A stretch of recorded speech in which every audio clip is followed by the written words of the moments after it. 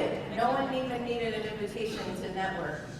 So thank you for letting me interrupt you today. So I have a special message from a friend in Washington, D.C., and I'd like to play that right now.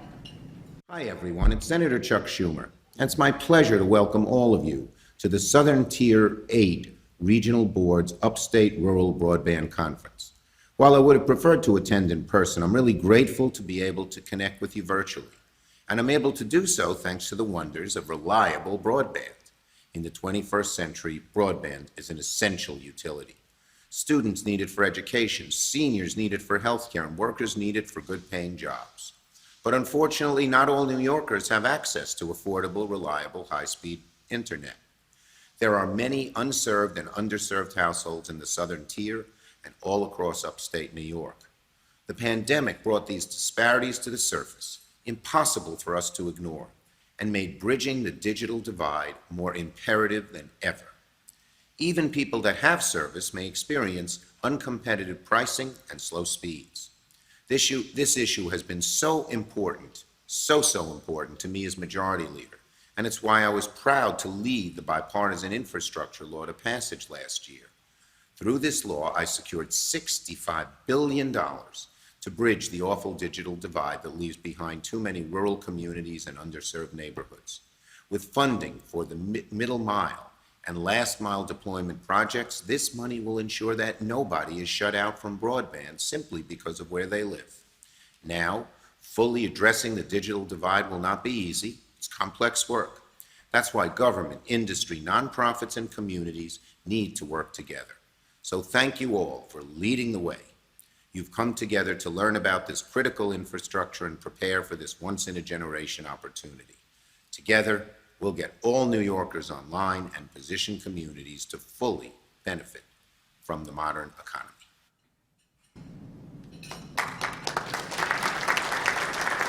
Thank you to Senator Schumer's staff. Now we'll put the video on pause and I can introduce a real rock star here. So I'd like to ask Mayor Jared Cram to say hello and welcome everyone this morning.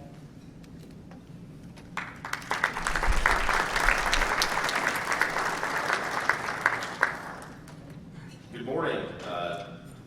Welcome to the city of Binghamton. I know some folks have traveled from out of town, some traveled from as far as Colorado, I think. So first of all, it's great to be with everyone here today and welcome you to the first ever Upstate Rural Broadband Conference here in Binghamton.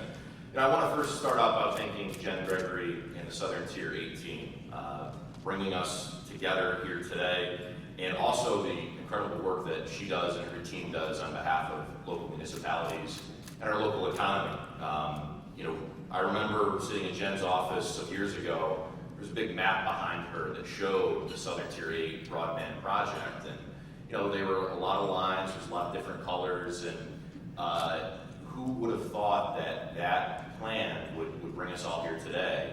And the fact that New York State has the second largest broadband project in the nation by area is a testament to the innovation culture here in the Southern Tier, and certainly in the city of Binghamton. So I thank Jen, I thank her Southern Tier 8 team. I also want to acknowledge the Appalachian Regional Commission, Curtis Hansen, who's here.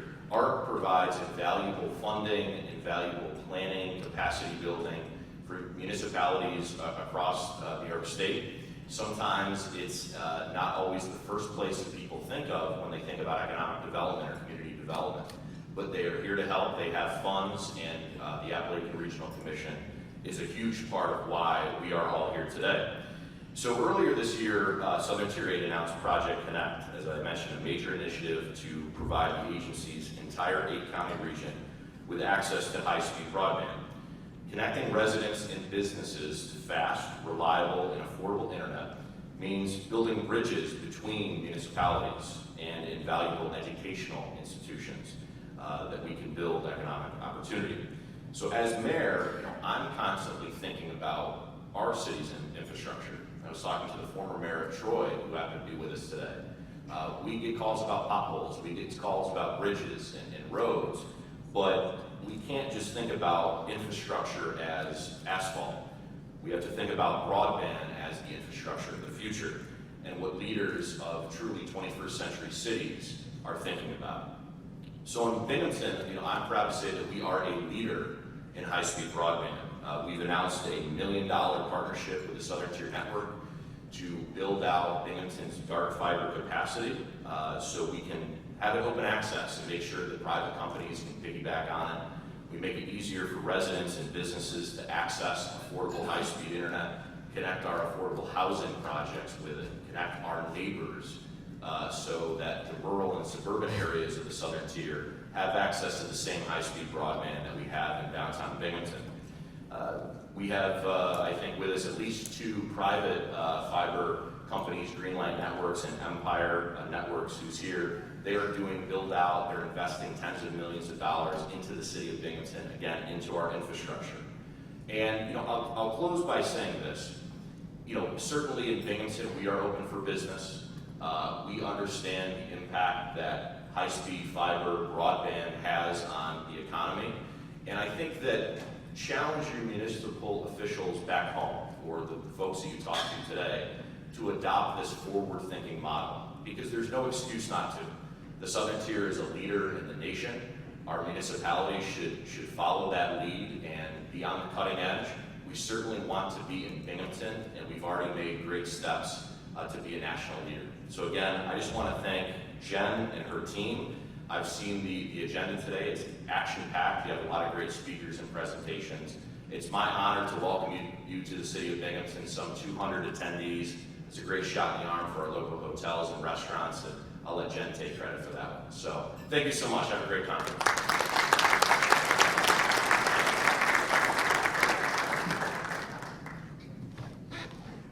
I need a little height adjustment here instead of the mayor. Thank you, everyone, for prioritizing today to be with us. This means a lot to me. This means a lot to our communities. We started, who knew, the pandemic isolated us, but as it's turning out, it's also going to provide that opportunity for all of us to invest in this infrastructure that will enable us to have economic growth opportunities that we have not been able to achieve. I show you that map. I'm not sure how to get to that. Can I put that slide on? Thank you.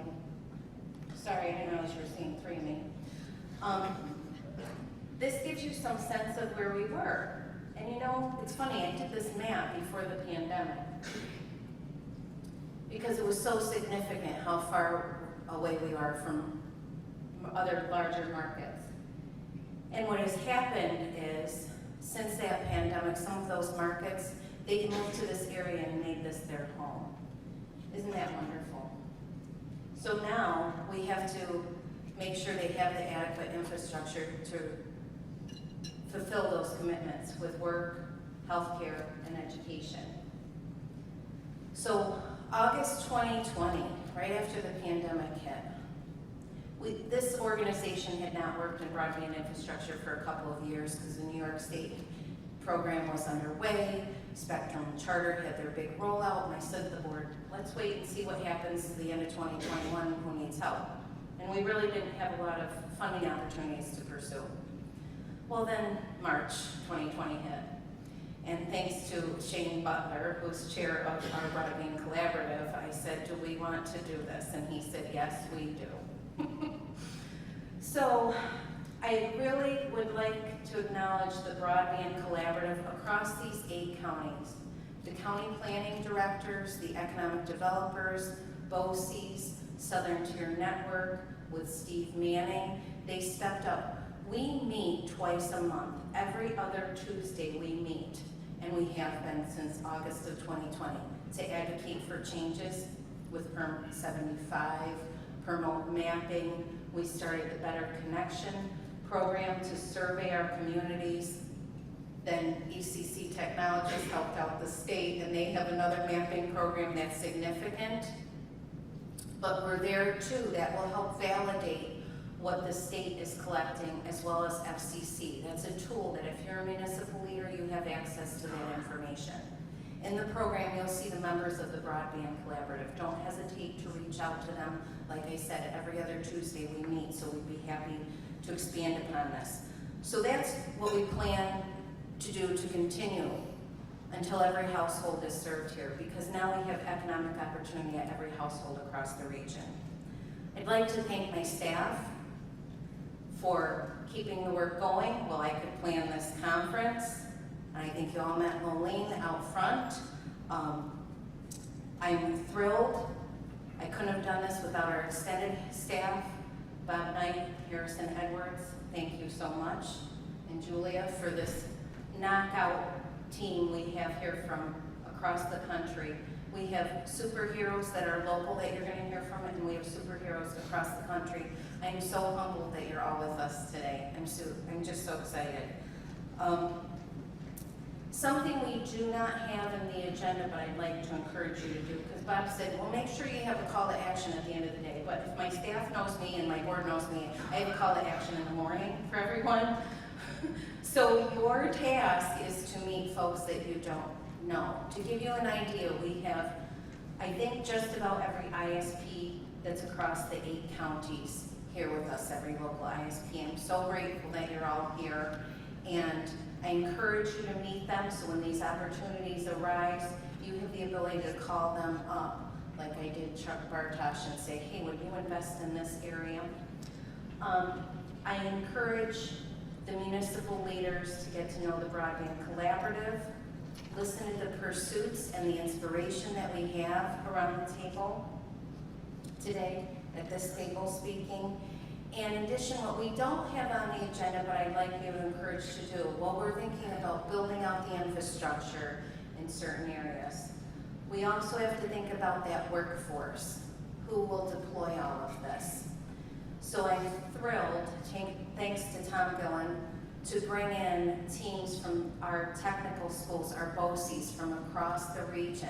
So ISPs, if you need help with your workforce, I'd be happy to coordinate a meeting with BOCES and our Workforce Investment Board. Robert Murphy is here from Broome Tioga Workforce, and those are the folks that can help you get your team rolling and support your initiatives as well.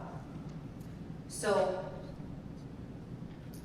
I think that's what I wanted to cover for a moment. You'll hear from me again. I look up to this great lineup. And right now, I'd like to introduce our partner in Albany, our voice. And I'll let Curtis introduce Kyle the way he would like to. But I'd like to introduce Kyle Wilber from New York State Department of State to join us.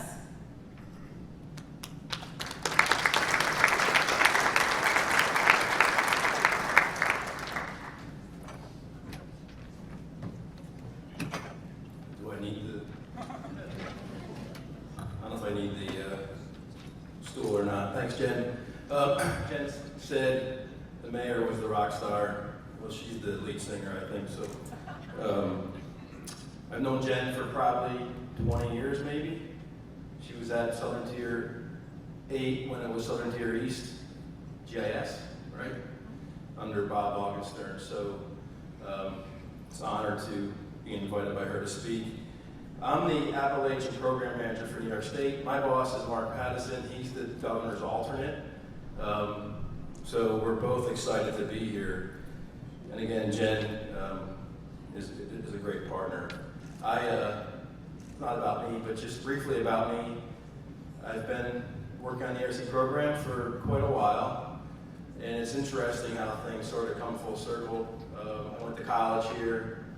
When I was in college, I had a word processor, and my roommate was he was like the first guy that had a computer. My room was all blue every night because he didn't know when to go to bed. But is Jim Becker here? I actually, over there. Sorry, man, I don't have my glasses on. My contacts ripped last night, so there he is.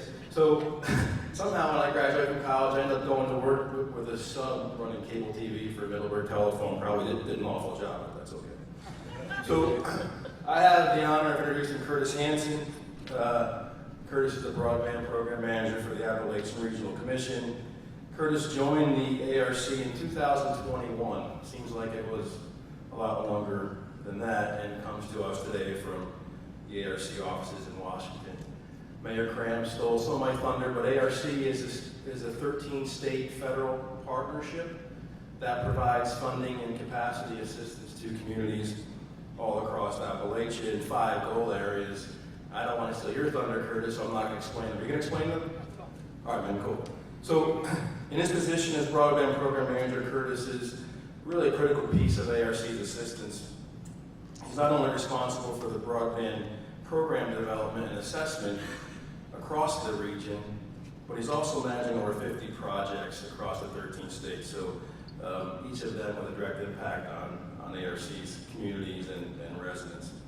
Prior to joining ARC, Curtis worked, and hope you all know this company, ATN International, maybe? And as an engineer in network planning, and spent time with Viavi Solutions as the Midwest Channel Account Manager. And as I heard this morning, Viavi their name was changed to Viavi from where? JDSU. JDSU? Yeah. Okay. Curtis is a graduate of the United States Air Force Academy and served on active duty as a program manager, where he told me one of his assignments was testing lasers in the desert. So that sounds cool. Thank you for your service, Curtis. In my time working with the ARC program, I found that the partnerships that have been developed and the expertise that our ARC partners bring to the people and organizations of Appalachia are irreplaceable. And since 2021, Curtis has continued to add to that tradition and establish his place in support of our communities and residents. So I'm excited to hear what he has to say, and thank you, Curtis.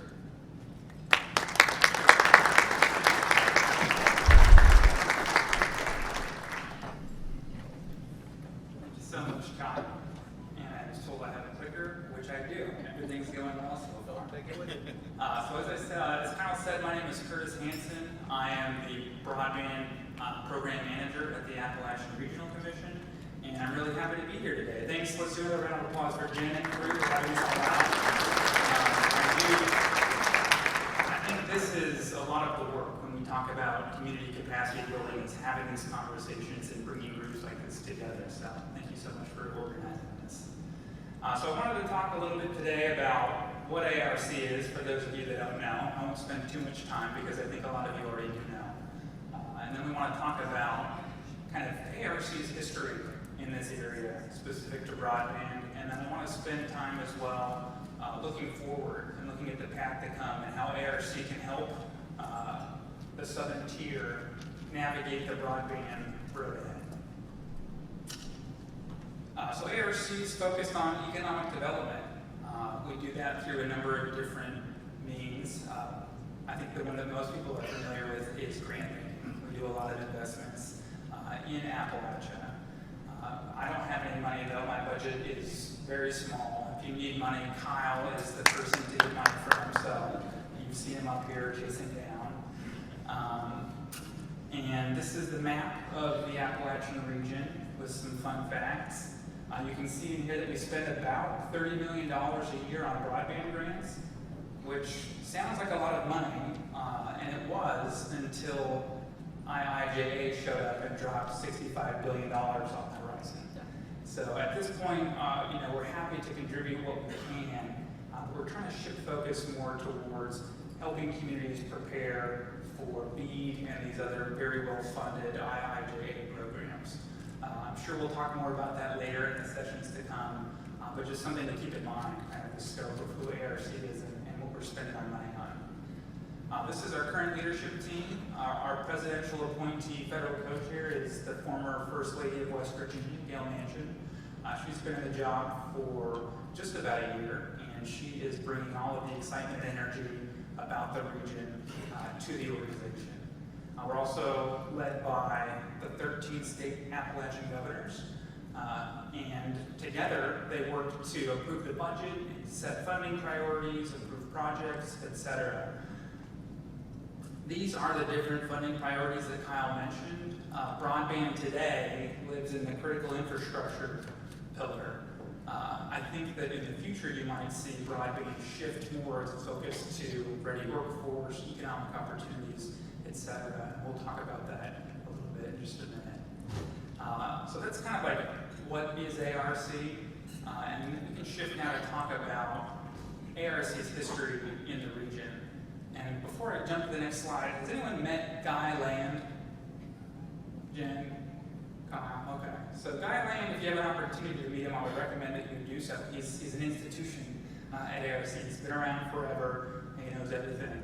So when I was preparing for these remarks, because I'm new to the role, as I was trying to understand what the history of ARC was in the region, I went to Guy. And I said, Guy, what have you been doing with broadband in Binghamton and the Southern Tier area?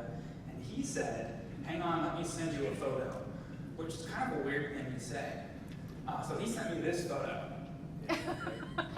So for those of you who can't read this in the back, this is his mouse pad that he uses at his home office every day. This is the ARC Conference on Telecommunications, hosted in Binghamton, New York in 1996.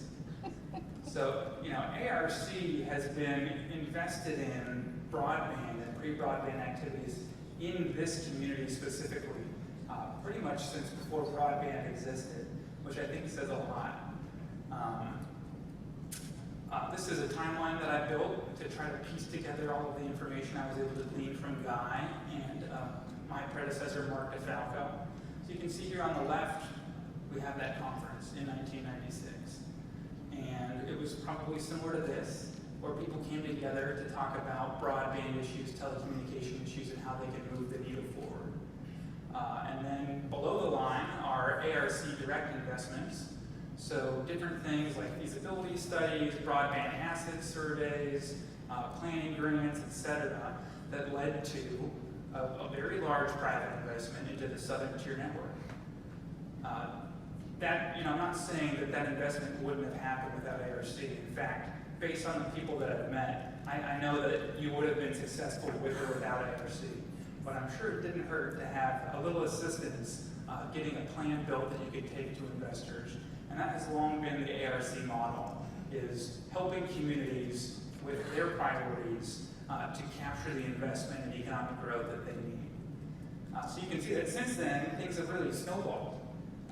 There's a lot of momentum in this area around broadband right now, and I don't see that in other parts of the Appalachian region. And that's, again, ARC has money, but we're not able to make grants without good grant applications. So all the different projects on here, and I'm sure some of you recognize your project that's been somewhat anonymized, that might be up on the board now. But it's definitely a testament to the spirit of the folks here and the energy and momentum that they have. And you can see we end here on the right at the Upstate Rural Broadband Conference. And at first glance, you might look at this and think, wow, we've arrived, this is the end. But I'm sure everyone here knows that that's not the case. So let's talk about the road ahead. Last year, ARC updated its strategic plan. This is objective 3.2 in the strategic plan, which is my personal favorite. This slide is a little wordy, so let's focus in on just kind of the headline. These are what I would consider the three pillars of broadband in terms of access. It has to be universal, it has to be high quality, and it has to be affordable. And once you have these three things, you can say that you have broadband. So let's talk a little bit about those three pillars and what ARC is doing or what we would like to be doing in the months and years to come. So in terms of universal access, a lot of what we're doing is capacity building, which, hey, look around, we're doing it right now. This is it. Capacity building is focused on having the conversations, building the skill sets, building your knowledge base at the local and community level to make sure that the applications coming up to ARC are sound and have the impact that we need. Broadband planning is another major bullet on here, and I think that we'll be talking about that more later today. If you have a broadband plan that was authored before COVID, I would really strongly encourage you to update that broadband plan. I would say even if it was authored since COVID, but before the BEAD program was announced, that there's probably room to update your broadband plan. ARC does have money to fund some broadband studies, some broadband plans, and so go find Jen, go find Kyle, get your applications in so you can have your broadband plan updated with enough time to go capture the billions of dollars that are coming down from those other federal programs. On the quality aspect, I know that Southern Tier 8 has done a lot of great work with the betterconnection.org website. If you haven't been to that website to do your speed survey, I would highly recommend you do that. It's a great tool that gives policymakers and those seeking funding the opportunity to figure out what's happening and where there are good speeds and bad speeds. But quality is more than just speed. ARC is able to fund mobile coverage projects, so if you are driving around and realize that there's a coverage gap somewhere, that's a project that ARC could fund to try to fill in those holes in your cellular coverage. And beyond megabits per second, there are also other important KPIs that you should be worried about around latency, network downtime, and other quality of experience factors that don't relate back to speed. I think that you'll find that if people are having an issue connecting to whatever services they're trying to use from their home, they don't care what their speed is because they're unable to work. So these are all, again, projects and types of initiatives that could be funded, that we need to fund to make sure that we're getting broadband access into our communities. Lastly, I want to talk a little bit about affordability. This is a new program, the Affordable Connectivity Program that the FCC is running. This is a $30 a month subsidy for broadband. This is down to the household level for those households that are eligible to help them gain access to broadband in a way that maybe they weren't able to afford before, or maybe they had issues paying their bills every month and some months had to go without. So this is a program that we're working on right now to make sure that everyone's aware of and know how to gain access to. So I want to talk a little bit about that. Two of the initiatives that we're working on right now around the Affordable Connectivity Program are one focused on the service providers. So just last week, we held a training with USAC, which is the organization that administers all of the FCC's high-cost programs. And it was focused on training for small ISPs from the Appalachian area to help them fully understand what the ACP is and a training on how they can sign up.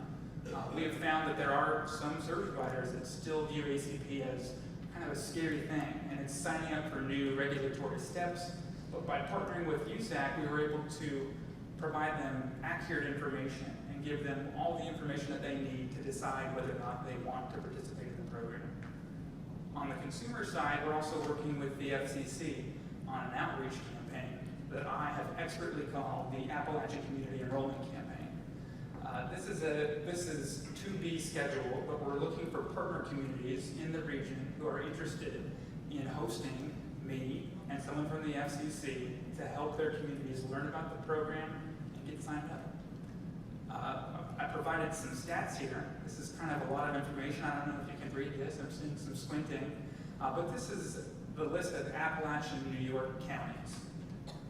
You can see that we've listed in here the number of households that are in each county per census estimates.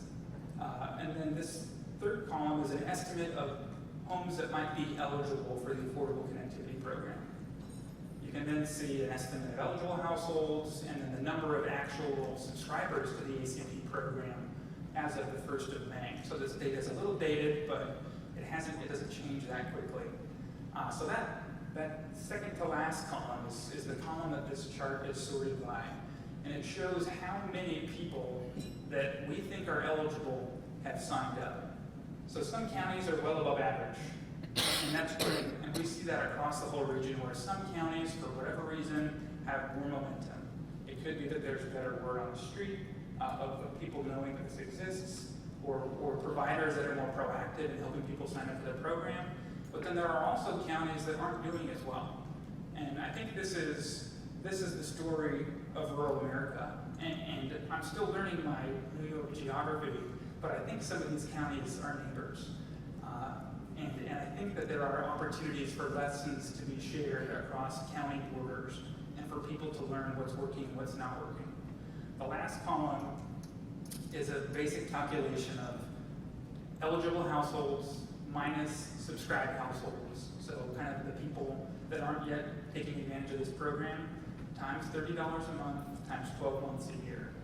And it totals out to $36 million of federal funding that's being left on the table in this area, which, just imagine for a moment, what $36 million of federal funding coming into your communities would do for the region. It's pretty powerful to think about, and that's why, again, we're looking for partners who would be interested in hosting me and someone from the FCC to come into your community and help people understand more about this program. So I also wanted to talk real quickly about, and then I'm going to open for questions, so be thinking of questions. But this is a little bit about the rest of the strategic plan that ARC put together. We think once you have access, there are things you should also be planning on and putting together projects and initiatives on that would help you get as much economic benefit from broadband as possible. Some of the big ones that jump out here to me are online learning and workforce development. Broadband is a very straightforward way to help skill build within your labor force and bring higher paying jobs into your communities. So I would love to see great grant applications around how we can use broadband to do these things. Another one is connected communities. I know that we have an ARC grantee here who is currently working on a smart city broadband planning project. That's another great example of a project that ARC sees as a high priority to help your communities gain economic output. So those are my prepared remarks. I will take questions at this point, so I think there are microphones running around. And while they're preparing those microphones, we got a question here. I just want to reiterate my probably biggest ask out of you is to update your broadband plans as soon as possible to make sure you have a plan for B. Second ask was to let me know if you're interested in hosting an ACP enrollment event in your community.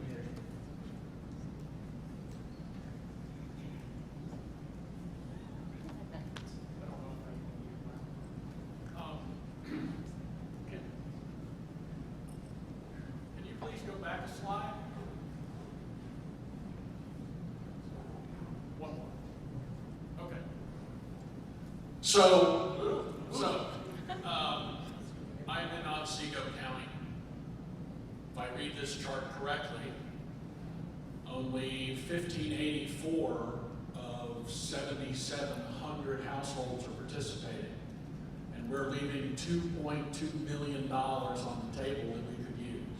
You are correct. That is at the same time exciting and very frustrating. Well, I agree. And sorry, you can keep going. No, I'm done. I Okay. just want to make sure I understood the number Yeah. because it's kind of mind-blowing. Yeah, let's sit in that number for a minute, right? $2.2 million per year that's just sitting in DC with your name on it that's not being used. That's serious money. And that's money that would go straight to the residents who are living and interacting with all of your businesses and all of your economies. So that is a lot of money. To be fair, right, this is a program that was just launched this year. It's a new program. So the fact that people don't know about it makes sense. But the time is now, right? The sooner we get people to sign up, the sooner they're gaining benefit from this program. It's also a program that was funded through IIJA, so it's not for sure that it'll be renewed after that. And I think the best way that we can ensure that it is to show overwhelming demand for the program. So the faster we get people signed up and show that this is a program that matters, I think the more likely we'll have it for a long time. Thank you for that. Other questions? Curtis, hi. Thanks for encouraging the planning aspect for communities or counties. The planning is critical, I agree with you. And they cost, those plans, to hire a qualified, competent group to help with the planning, $50,000, $100,000. Will ARC have funding source to help with the cost for the planning? Great question. And as I mentioned earlier, my budget is $0. Like, they allowed me to come, and I'm happy with that. Most of the money that you'll be able to take advantage of lives with the Department of State here with New York State. So I would chase down Kyle. I think that in general, yes, there is money for broadband plans. We spend a lot of money on broadband plans every year throughout the region. we're also trying to work with different philanthropic partners and other parts of the broadband, the greater broadband ecosystem, to find ways to bring the cost of those broadband plans down. The bad news is that we don't have a ton of time to do that, and it's a really big ask for people to all of a sudden change the entire market of broadband planning as an industry. But yeah, short answer, work with Jen, work with Kyle on getting those broadband plans updated, and then we will try to keep the broader Appalachian community informed as best we can of other opportunities to bring down lower cost or maybe no cost broadband plan resources. Another question? Hi, Curtis, Andy Clancy. You talk about reliable and reliability, and what's interesting is I don't see smart grid providing reliability. I think what needs to be looked at is having either distributed into resources or some type of, I'll call it a nano grid, that provides a local community with reliable power. Just like the communication link, rural communities are at the end of the line for electricity, for power.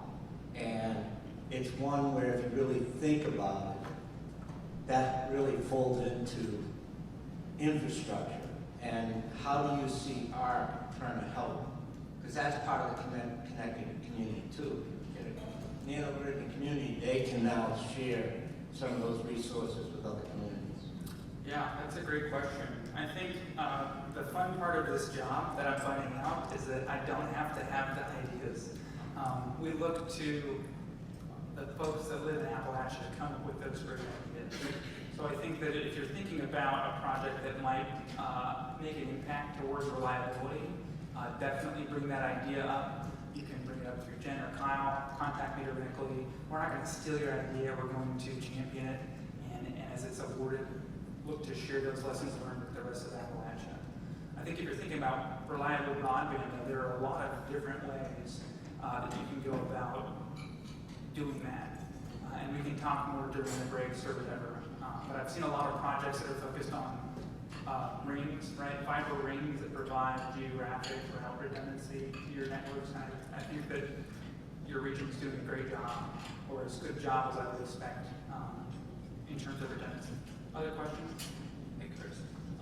What does ARC and through osmosis Department of State look for in terms of capital stack when applying for grants through ARC? Are you looking for local matches? Are you looking for other types of skin in the game? Yeah, thank you. So ARC runs on kind of a sliding scale of match. I think most of New York falls in the 50% match range, and there's no strong requirement of what the stack needs to look like. A lot of times we see local cash, we can see private partner in kind, or other grants. I think something that's unique about ARC for any other federal agency is that you're able to use ARC money as match for BEAD program applications.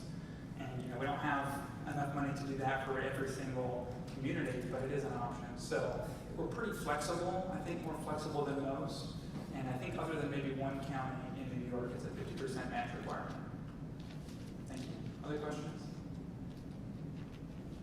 No? All right. Quick question. Obviously, we know these rollouts take time. What do you think is just a rough time frame to get some of these rural areas high-speed broadband and internet? That's a great, and I'm sure that other panels will talk about this maybe in more depth. I think in general, though, when you hear about these big dollar programs at the federal level, those dollars probably won't make it to rural, local, like these local level communities for 1 to 2 years, and then you'll have to start the build process. So, yeah, I would say it's not tomorrow. 3 to 5 is a good guess. And I think the best way that you can improve those timelines is to start now, right? Maybe you don't start building now, but you can go find a private partner now or a very robust broadband plan that will help you pre-work a lot of the longer lead time items. And I think that's probably the best way that rural communities can bring broadband into their local areas more quickly. Any more questions? Well, thank thank you again for having me. Please corner me during one of the breaks. Thank you again to Jen. I'm so happy to be here.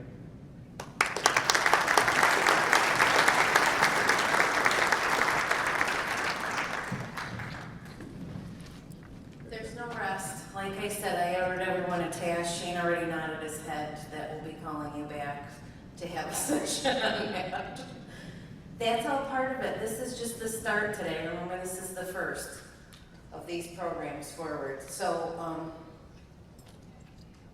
Curtis, thank you so much. You're new in this position, and we really appreciate your help. You've jumped in. And I'm realizing I should have had new mouse pads for everyone. I don't know if that any of us were here in 1996. I certainly wasn't in this seat. But it is, ARC has allowed us to build that capacity. When Mayor Cram mentioned that we are the second largest by size broadband project in the country, and that was fact checked by Chris Mitchell last night at 11:30. Thank you very much.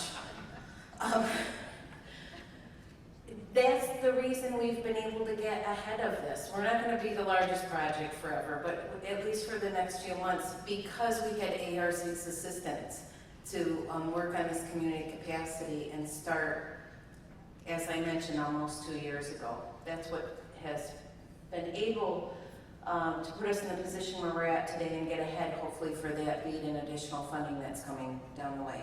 So, thank you, Curtis Hansen. Thank you, ARC. Thank you, Department of State.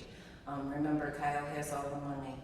No, and any projects, please feel free to give our office a call. And for those of you that don't know, if it's not here enough, southerntier8.org. Richter is also available. Would you raise your hand? She has been helping applicants for the last 2 years with ARC projects. We're also working on other IIJA projects as well. So I'm really proud of our board to step up with all of this. I really am. Thank you. So panel, we're not giving you a break until 11:15. Oh, and you're right. Thank you, Bob, for the note. So I'm talking about community capacity and some of those infrastructure and pieces of where we said, how do we get every household served? Last mile, middle mile, wireless. We will continue and have announcement on some of that infrastructure development at 1 p.m. later today. So for this morning for our panel 2, of course I didn't bring my glasses. Wait, we're in panel 1 here, sorry. I didn't have my glasses because I know Heather's up first. I'd like to introduce Heather Gold. Heather has a tremendous career experience across the board with various things. She's now with Mears Construction. I'd like to welcome her up on stage and welcome the rest of the panel that will be speaking on local broadband planning and how to get started. I'm excited because we have some of our local heroes as well on this panel. Heather, thank you.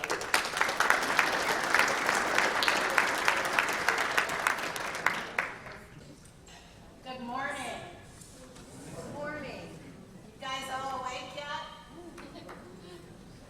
I hope you were out enjoying a lot of the nightlife in Binghamton. So, helping the economy, it's always a good thing to do.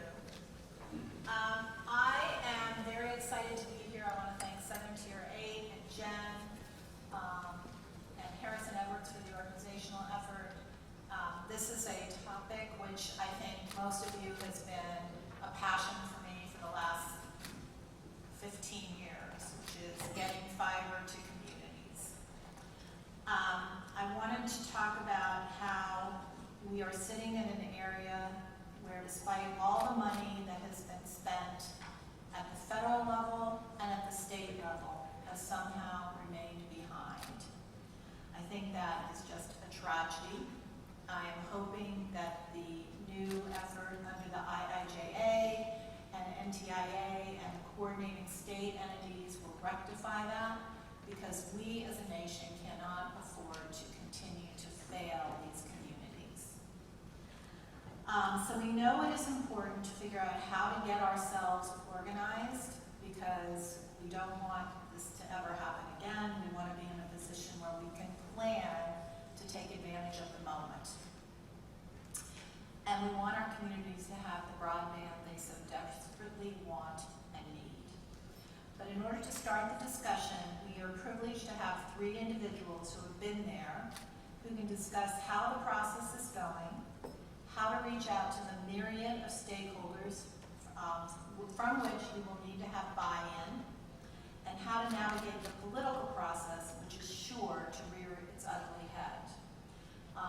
Those of you who ever knew Gary Evans from southern Minnesota, he used to always say the trick to getting everyone in the room is to offer food.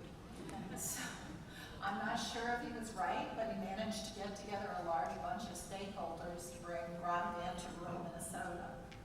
So let me introduce, so that should be the opening gambit for you guys. Feed everyone you want in the room. Let me quickly introduce our panelists, and their full bios are in the pamphlet at your seat.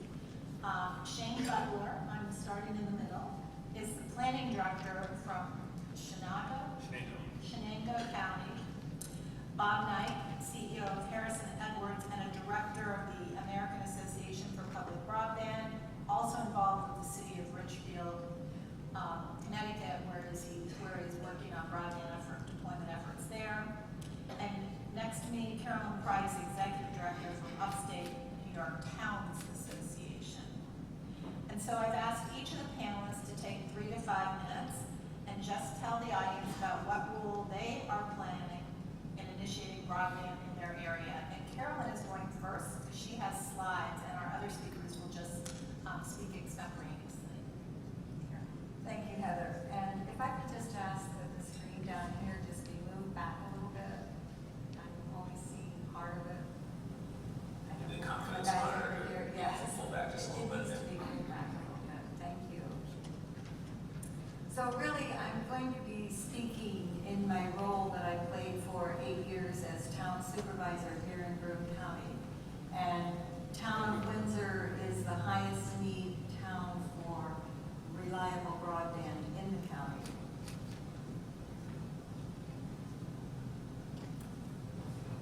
I'm starting with the unforgettable phone call, and really this is what started inspiring me several years ago. I had a single mom, the mother of 2 little girls, that did not have reliable broadband. And she said, "We need help." She said, "I have to drive my daughters to a welcome station off the interstate to use the Wi-Fi to do their homework, including on snowy nights like you see in the picture." And that continues to be my inspiration.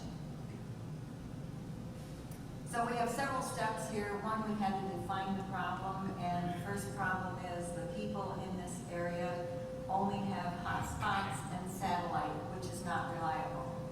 They have trouble logging onto the internet. They lose internet connections. So what did we do? We said, we can't wait any longer. This is just dragging on, dragging on. What are we going to do? So during COVID, we formed a Zoom group of people that didn't have reliable broadband. And together, we developed a survey. And volunteers went door to door. Sometimes if they couldn't reach people, they would leave notes. They would also do phone calls and Facebook messages. And then a volunteer took all of our information and developed it into 14 Excel spreadsheets, so we knew every house and where they stood, whether or not they had access to reliable broadband. And we found 10 roads and parts of 3 roads that definitely had no fixed broadband. Soon after we completed our work, NTIA put out their maps, and you've probably looked at your own maps for your towns. And there is that broadband desert in the southwest part of the town. And that is where we really need help. What is interesting in the NTI maps, that right above that broadband desert are a lot of other areas that the federal government didn't know about that we found out in our survey.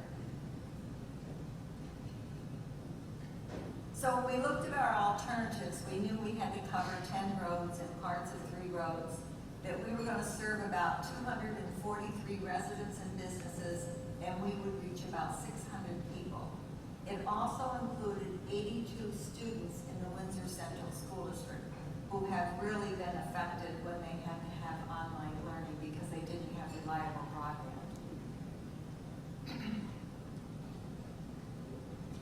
So what were our alternatives? We felt there were three. One is fixed wired broadband, the second wireless, and I have to tell you that's a huge challenge because we have a lot of forest in this area, a lot of trees. And the third, the use of low satellite technology. We started looking at Starlink, which is a much lower satellite service. So our criteria was, what is the installation cost, what is the effectiveness, and is there community buy-in? And for wired broadband, there's an outstanding outcome with reliability and speed. Wireless is more reliable than what the residents currently have, and the satellite with Starlink, there is some uncertainty because it's in the early stages of usage. Then we looked at the trade-offs, and the wired, again, has high reliability, high speeds, and has future upgrades possibilities. The drawbacks is cost. And when we did our application to NTIA for a grant, the cost for that broadband desert for coverage is $2.6 million. We need funding from state and federal government. Wireless has a benefit of little ground disturbance, but there is no provider at this time that's interested in coming to our town and putting in wireless in this area especially because of all the forest. And the last, satellite has no major construction, but there's a long wait time for installation, and the installation cost for the users is higher.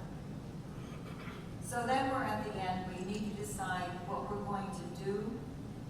The wireless, we have no provider. Starlink, we felt it had limited availability, and there are long wait times right now.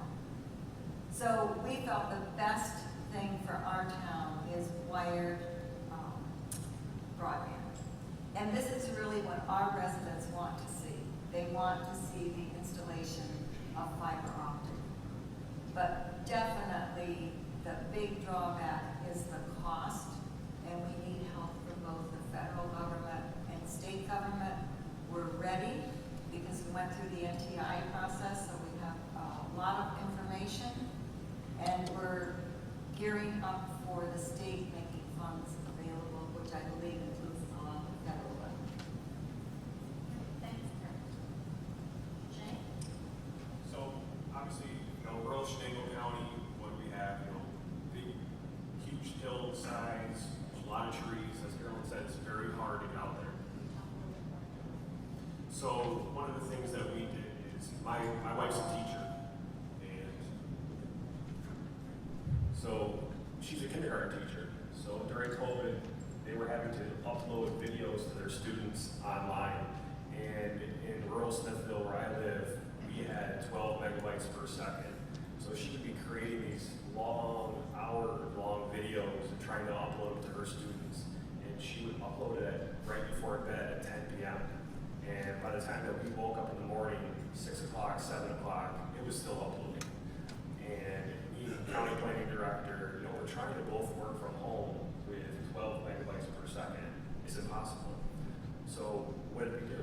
I reached out to Carrie from Commerce Shenango, reached out to Jen from Southern Tier 8, and Faith Vavra from Congressman Britt Deasy's office at the time, and said, what can we do? If I'm having this problem in my house, so many people in Shenango County and the region are having this problem as well. So Jen, ultimate wisdom, let's do a broadband collaborative. So that's how that all began. Is we saw a problem, we identified a problem, everybody else has the same problem. What can we do? So that's what really led to this whole collaborative is a need from our constituents. So what did we do at Shenango County? We started writing grant applications. Unfortunately, we had failures. You're going to have those. We were not awarded a grant, but we used that grant to apply for additional funding. So that's where we started, was trying. Sometimes you don't have time to do a plan when that funding is there. You have to just do it. So, I guess the word is courageous. Be courageous and try. Don't sit back and, wait, just do it. So that's what we did as we get started. We've done broadband surveys, we just do something. Don't just sit there and wait for someone else to do it for you. So I guess that's where we started and that's what we're going. Hi. Sure. Well, it's kind of interesting. So I come here wearing a couple of different hats. President CEO of Harrison Edwards.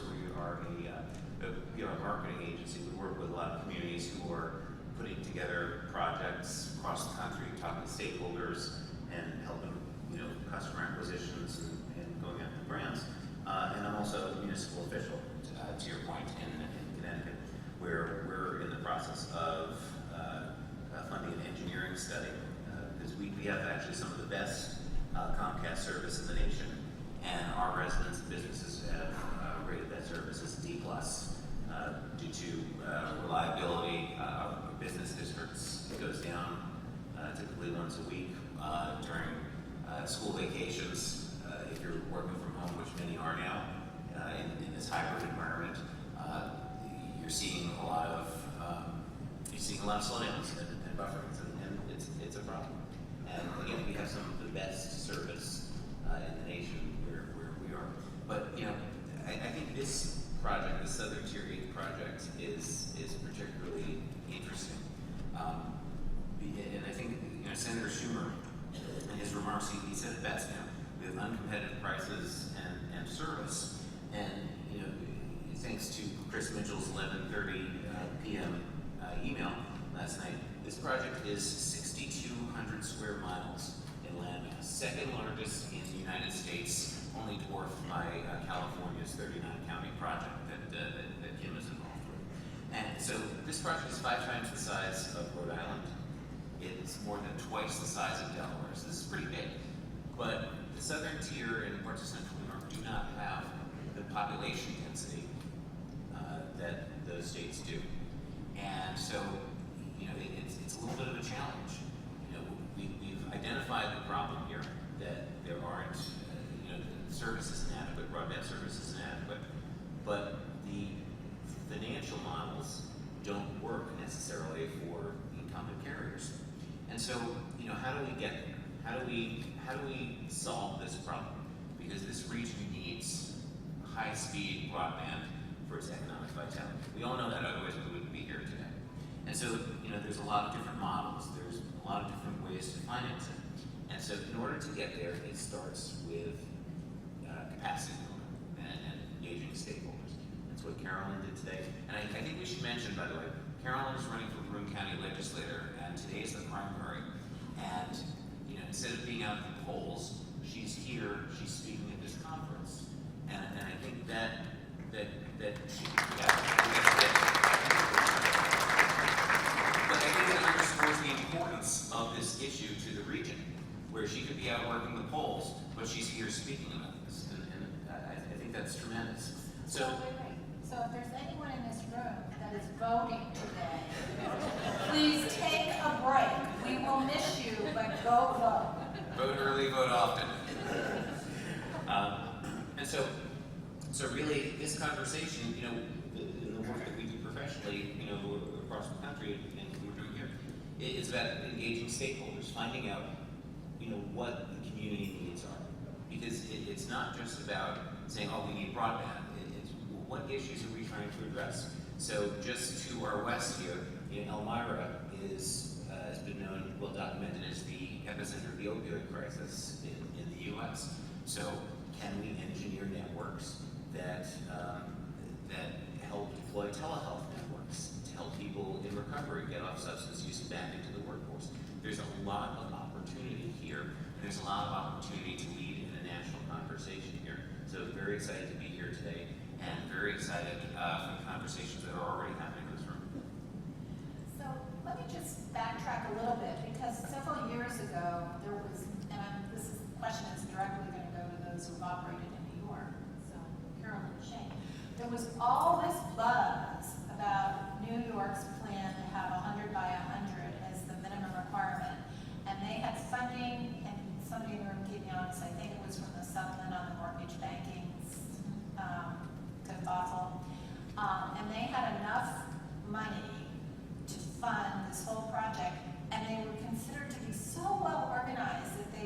exempted from the RDOF program. Am I right? Is that? The Connect America program, thanks. I knew some of you would remember the current term at that time. They change it every 3 years. So what happened to this part of the state with that program, and, you know, where did that money go? Yes, and I'm going to give a couple examples. When the Phase 2 money came out, and I looked at our town, and within our town, we also have a village. And we've never had any complaints about in the village because they have cable, and the people seem pretty happy with their access. So when I looked at the awards, the most money went to the village that already had cable. And that broadband desert that I showed you, where the people really have nothing reliable, there was no money for them. And there was fiber in other parts of the towns, again, which we were very happy for, but those people were left. And then when Phase 3 came along, there was $15 million given to a satellite company, and some of the people in that broadband desert have that satellite company. And it's like Shane describes, you know, a young family having to get up at 5 o'clock in the morning to upload their children's homework that might be uploaded by noon if they're lucky. And these people need reliable broadband. So, you know, if you're complaining about something and it's a problem, you should have a solution. And what I'm looking for in lobbying with state legislators is when you put grant applications out there, make the companies have to have a sign-off by the mayor or the town supervisor. We know what our needs are, and we need to have input in where the money goes. And I think to Carolyn's point, I think when those funds were being released, I think my office only had been contacted by one company. So I think that's part of the problem too, is, you know, reaching out to local people that are on the ground, like, you know, planning directors, our economic developers, the ones that are actually out in there getting this stuff done, you know, reach out to us because we know where those locations are. And even, you know, one of the other problems that we've seen is whether it's the FCC maps or whatever maps that are out there as far as data, you need to fact check those. A lot of times we're seeing that, in my case, you know, right now on the new New York State maps that are provided, there are still errors. And we need your help to go through and, you know, reach out to your constituents, reach out to your residents and fact check those. Because those are the maps that we're relying on for data. And those are the maps that the state and federal government are using to say whether or not there is broadband in your area. So if that map is saying that you have broadband and you don't, please contact them and, you know, complain about that, because again, if we're writing a grant application and they're saying, no, you're already served, and we know for a fact that you're not, we need your help to justify that. So I think, Heather, one of the things that has sort of been missed as part of that conversation, 100 over 100, that means symmetrical speed, and you need to have fiber for that. And this region does not have that middle mile network, that fiber ring where you can build out to the home, to the premises, to the business. So the middle mile network for this region is operated by Southern Tier Network, and it sort of ends just to the west. And there's you know, I think their board has been, you know, tossing around the idea of expanding, but they've been having that conversation for years. And so in order to even start that conversation in earnest of 100 over 100 or anything further, the middle mile network has to be expanded or built by a different entity. And you're starting to see, you know, some private ISPs here starting to infill areas of that middle mile network and starting to build fiber to the home. And you're starting to hear sort of a tsunami of pressure on groups like Southern Tier Network and also Southern Tier 8 to actually build it in the 4 eastern counties of this 8-county region. And I believe that they're working on that, which is good.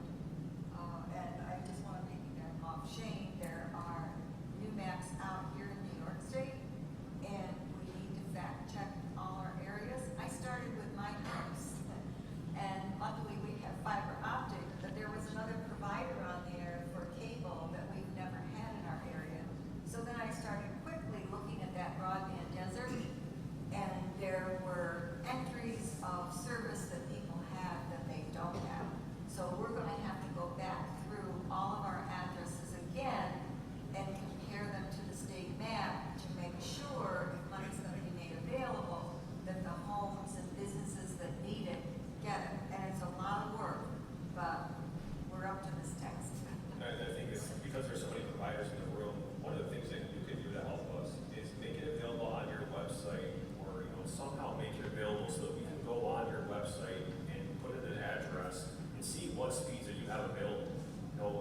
Shenango County right now, I believe the only one that I can find right now is Frontier. And that's the only one that we can fact check to make sure that those maps are correct. So, as an ISP, as a provider, that helps us, so that we can, make sure that these maps are accurate. So it sounds to me there are two things I just heard. First of all, funding should be run through the state and or the community. Should go to the people that are going to be using the capacity, not to private businesses to decide. You can choose a private enterprise afterwards to build and run it for yourselves if that's your choice. But you're saying in terms of actually directing where funds are going, you have all seen a preference for running the money through the people that are going to use it. Or similar to like the ARC process, where they have a letter of alignment, where you've reached out to your local official that says, yes, this aligns with what our community needs are. Now, you need something like that would be beneficial. So I sit on the board for American Association for Public Broadband, and while we represent the interests of municipally owned network and municipalities, really what we're saying is we want that option, as part of any funding or legislative consideration. But we're not saying that municipality has to build its own network. If you want to partner with Spectrum, have at it. If that's what's going to work for your community. If you want to form a P3, or if you want to own the infrastructure, great. But we feel that there should be some sort of local choice and local skin in the game. Right now, the broadband market really isn't regulated at any level of government, and so we have these gaps in the system. And frankly, that's why we're here today. We're trying to address the gaps in the system and the inaccuracies between mapping and what you're actually seeing on the ground. And the second thing I hear you saying is, as communities, everyone needs to be organized and self-reporting.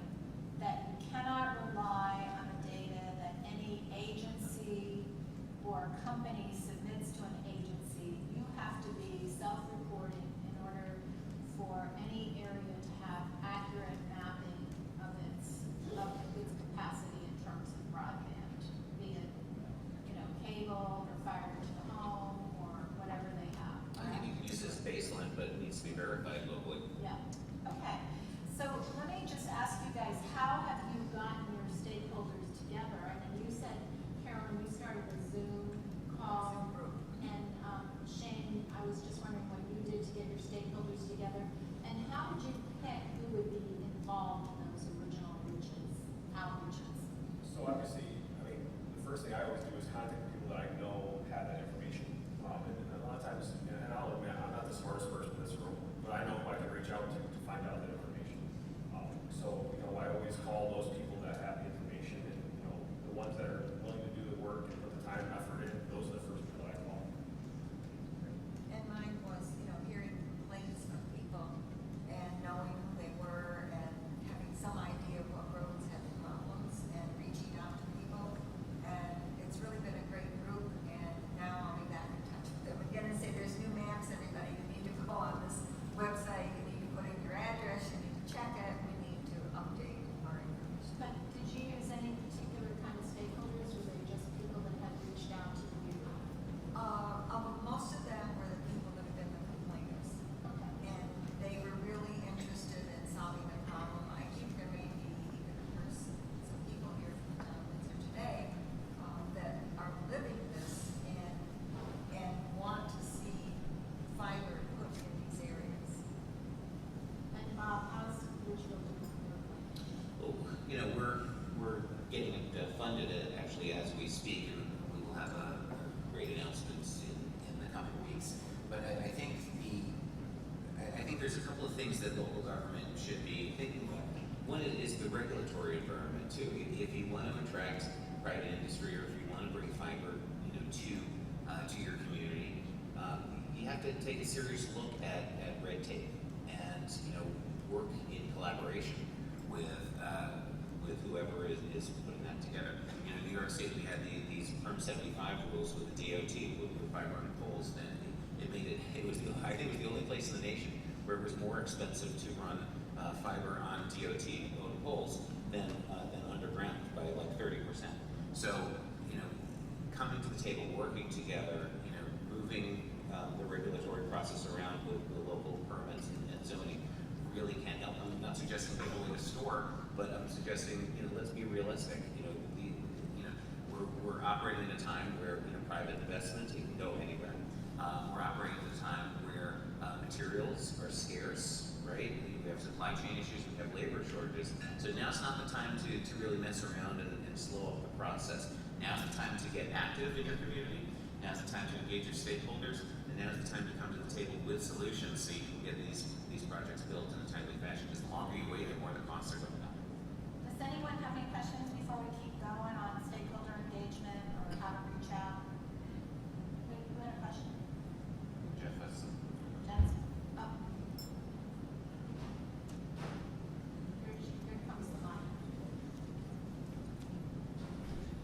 Did somebody have their hand up? I just wanted to say, Bob, I think you brought up a great point about it being non-regulated.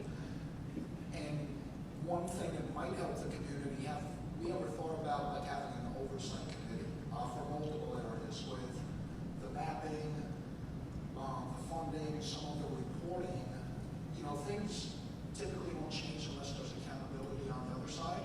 And I think for a long time, some of the tier 1 providers have taken advantage as far as making big money, big profit in the, you know, the big cities, you know, ignored rural areas for years. So is that something that you folks are thinking about, or, you know, how would someone go about having like an oversight for some of these people for accountability? I mean, from my perspective, I would say no, unless it's something local. Nobody knows their community like those on the ground. So to have someone from, you know, Utica, Binghamton, tell us where things are located in the town of Lincoln and Chenango County, they're not going to know that. So I think if there is an oversight committee, it has to be local. Right. I mean, so the landscape right now, NTIA, part of the U.S. Department of Commerce, they've hired a lot of the state broadband directors, you know, particularly in blue states, right? Blue administration, blue state, right? So you've seen the state broadband offices sort of shuffle around and restaff. They're staffing with people from either industry or from county and local government. So the capacity within, you know, state government and county government typically isn't there. So at the local level, you're seeing it. You don't see that many of those committees across the country, but there are some. Maybe there's a there's a connectivity committee or a smart cities committee in a local community. But typically, you know, you have, in order for those groups to be effective, they have to have some teeth. And you know, if it's a well-intended group of volunteers, you know, sometimes it can be a little tough for them to be effective unless the municipal executive is behind it and they're making recommendations. And again, there's got to be some skin in the game with the local municipality and with that committee. If it's just well-intended people, they become well-intended people shaking their hands, you know, if things don't go well. I think we have another question over here. Hi. So what do you see as continuing to be what I call the hidden foot? So I got to know ARC in the late 2018, 2019 because of their opioid addressing, and then COVID hit. And obviously the biggest thing with COVID is education. Now COVID's subsiding, is there still enough interest in people that are going to keep driving this? Because with COVID, there was a real hidden foot that we got to do something now. And you can't do it immediately. But if that subsides, is there still going to be that hidden, that drive? That incentive to get the fiber out there. Well, Is that what you're saying? Yeah, I mean, genie's out of the bottle, though, isn't it? Just the fact you need a service that can be delivered with affordable broadband. I mean, there's 200. And that was telehealth for ARC and the opioid. COVID subsided. It still exposes education, you still have it, but is that still going to be there 2 years from now? There's 200 people in this room right now that are saying yes. Well, and it's not just COVID. It's not just education. You know, we're looking at hybrid workforce. You know, well, the genie's out of the bottle. People aren't going back to the office 5 days a Great week. digital inclusion, but is that enough to really keep But this? let's look at quality of life, right? We're streaming. We're not watching, cable TV as much. We cut the cord. We're streaming Netflix. We're streaming Amazon, Apple TV. All of these things. We're using wireless services more than ever. All of that requires bandwidth. Smart city services. Lots of data has to be moved for that. 5G, right? If you want you need the basic infrastructure, to power 5G. A lot of data in that. Autonomous vehicles. You have to move a lot of data. You need that fiber infrastructure. I mean, even for satellite, moving those signals along the ground, you need fiber. Yeah, genie's out of the bottle. We're not going back.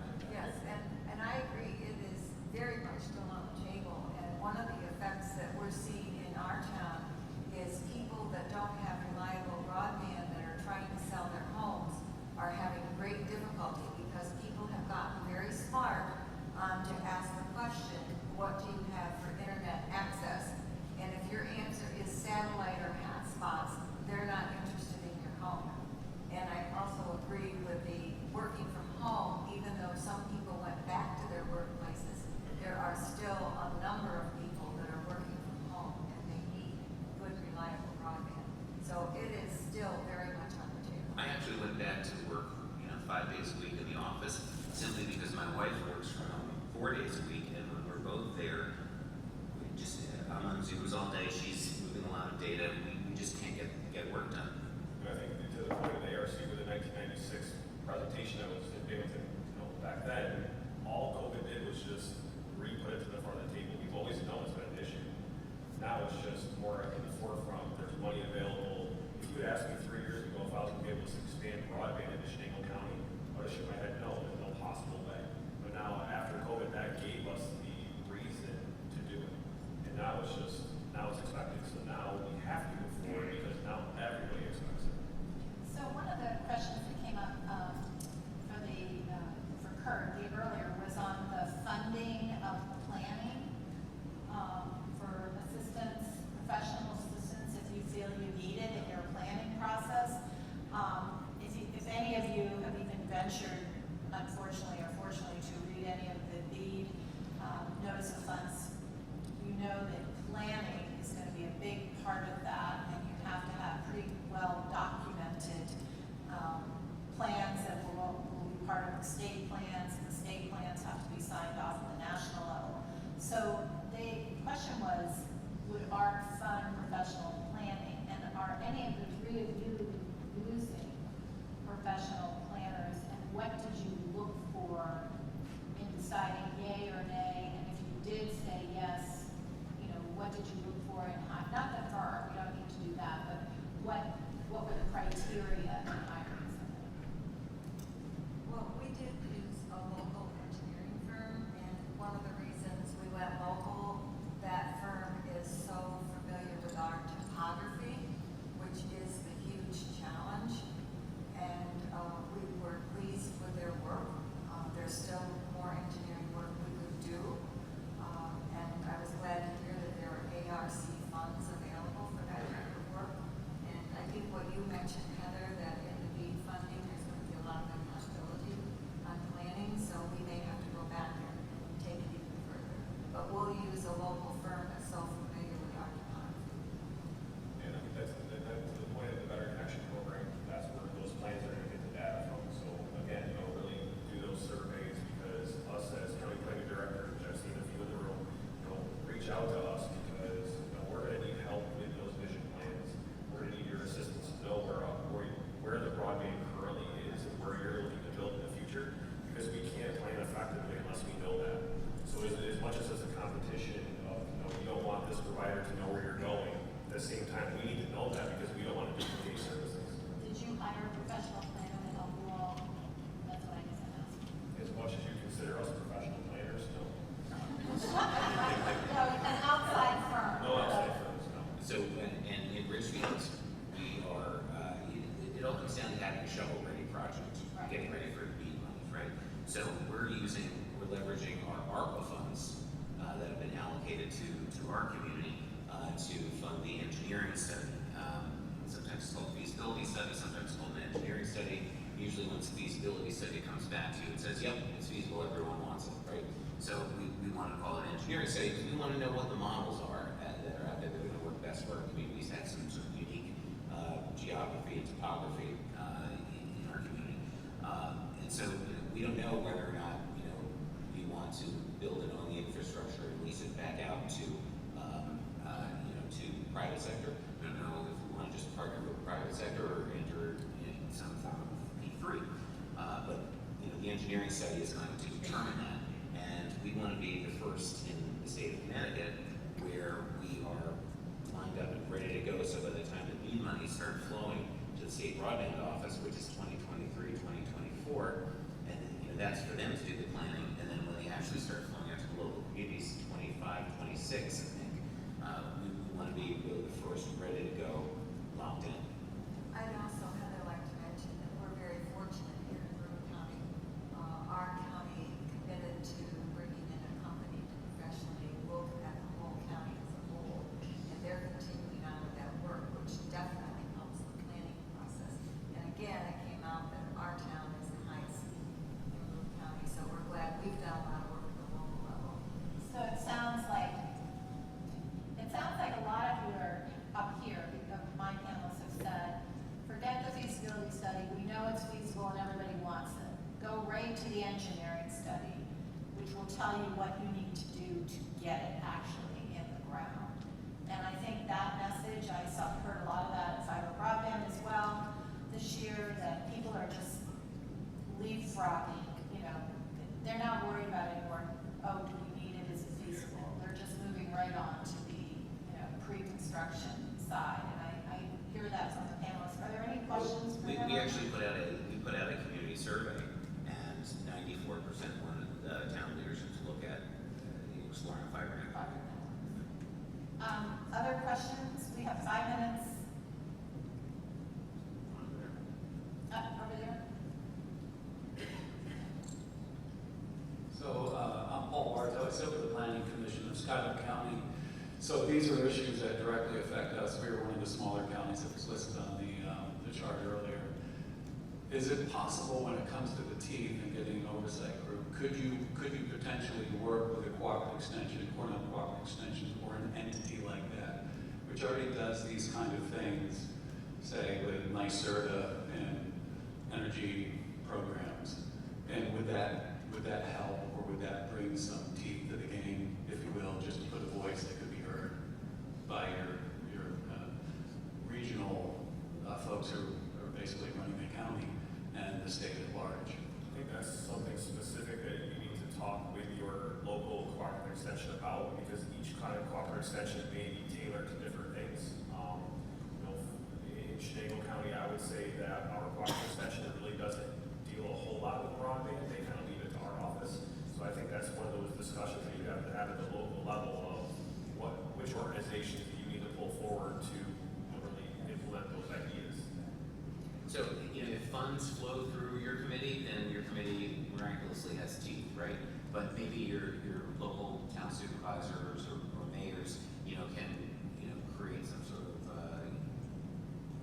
whatever committee with some sort of authority, and that's really what you need to have in order to move this along. But sometimes you don't. I sit on a commission, we're an advisory commission, right? We say stop, or I'll say stop again. That's what our motto is. But we're out there, we're driving the conversation, and the RFP is going to come through. Now I have a conflict of interest, so I have to not be part of that RFP process. But the RFP will come through us, and whether or not the funding comes through us, those from Richfield, the joke all roads spoke the first Levin's desk. Funding may go that way, but the point is that if there is buy-in from your municipal executive, then you'll probably be successful. And I guess that was the next question I was going to ask this group is, how are you working with your local governments? Obviously, Bob's a great example because he is the local government in some instances, but how are you working with those local governments within your county systems? Well, I think I mentioned that Broome County is very much on board with this, and we're very fortunate. And also the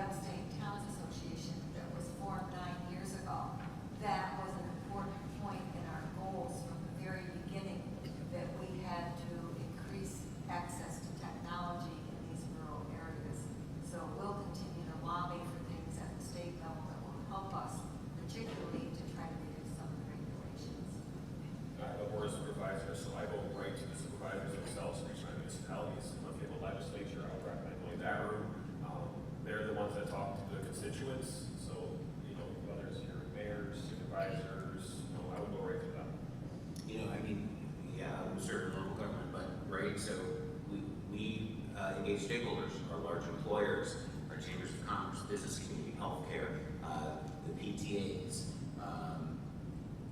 You know, you want to get as many voices part of the process because, you know, right now those of us in the room, you know, we're looking at this as sort of like a top-down approach, right? You want that grassroots, you want full community buy-in, and when you ask community, you find out a lot of different community needs, which are also important to how you engineer your network. So, for instance, with one group that we were working in, it's actually a project in Saratoga Springs.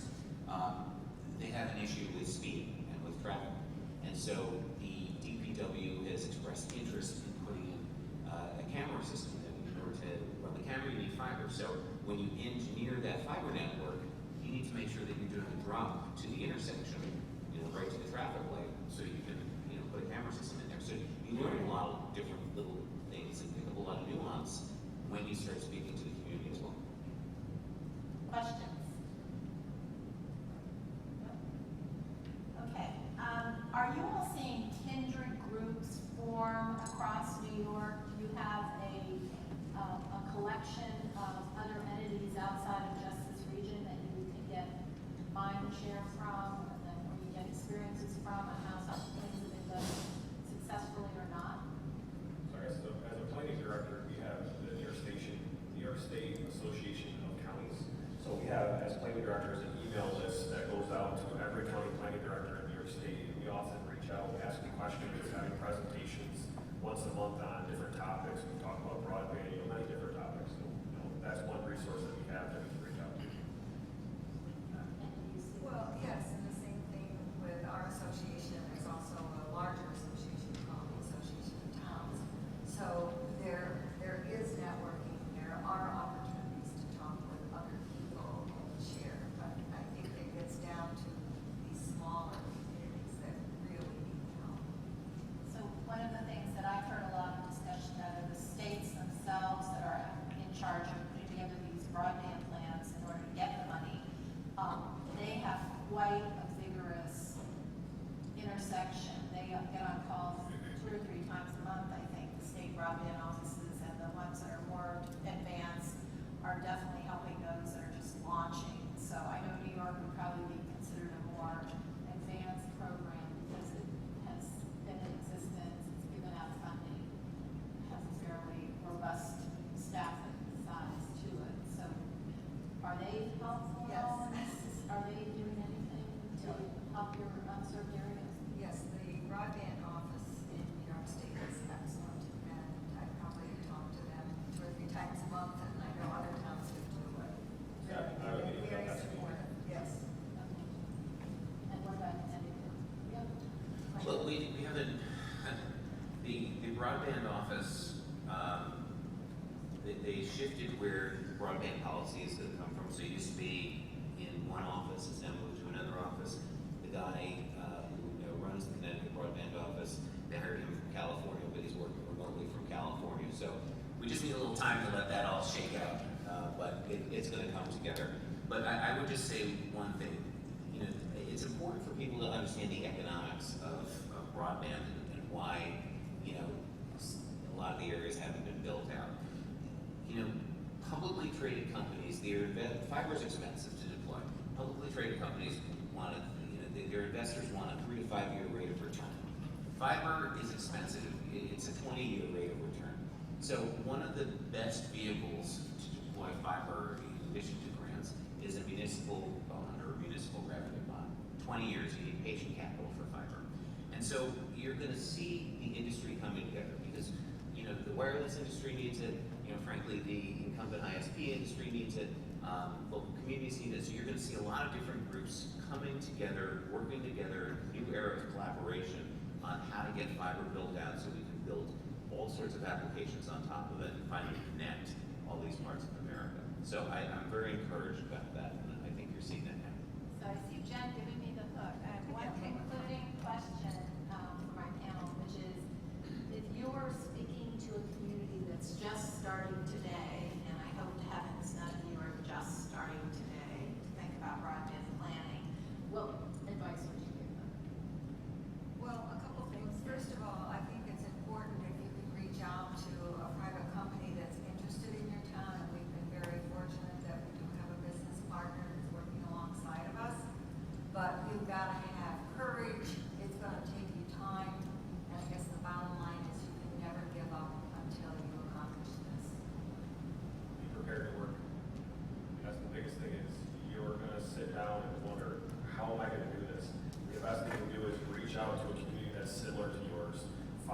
what they've done, ask them the questions, because they've already done the work for you. We've always said, why reinvent the wheel? If they've done it, go to them first. Building on Shane's, look for successful examples around the country and kind of Utopia Fiber is a great example. But look for successful examples around the country. Look to the leaders who've been successful in the industry around the country. Many of them are here today. Talk to them, have conversations, and get their best advice. Thank you. And please join me in thanking my panelists for a great discussion.